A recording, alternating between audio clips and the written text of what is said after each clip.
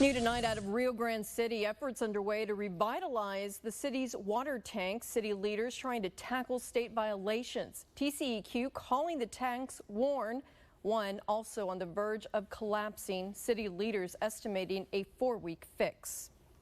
Water storage problems an issue for crews in many Valley cities, not just Rio Grande City. Channel 5's Christian Von Preissing takes a closer look.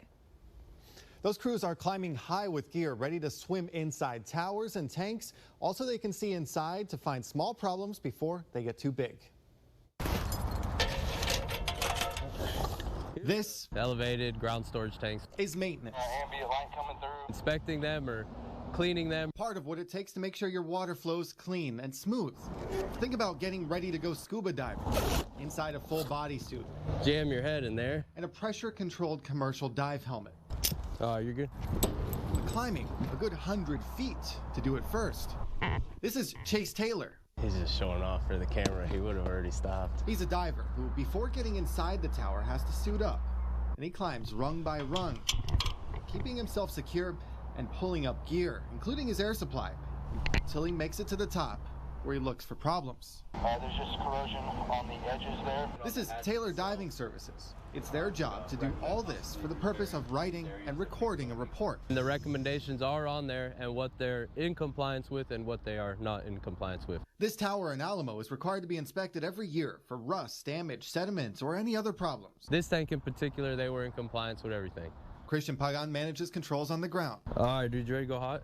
Making sure Chase inside is okay. You're ready when you are. The idea here we are looking at your water access ladder. Is to go above water and then below water, inside the tank. See and record what state it's in. You can see your protective coating is blistering pretty heavily. You do got quite a bit of corrosion here below the line.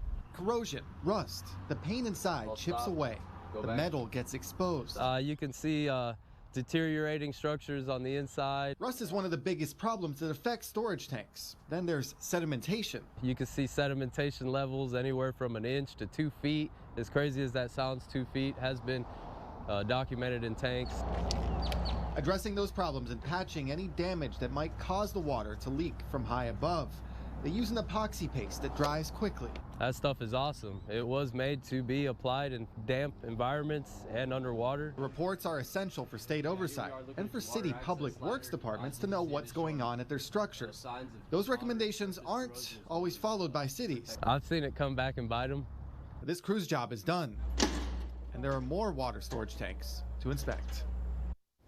And I mean, this is our water that we all use. They do quite a bit up there. How do they keep it from being contaminated? We saw them with the epoxy. And they go inside in the dive suit. Well, they spray themselves down with a chlorine solution, 200 parts per billion, that decontaminates them so that they can get into the water and it doesn't contaminate the water supply. Wow.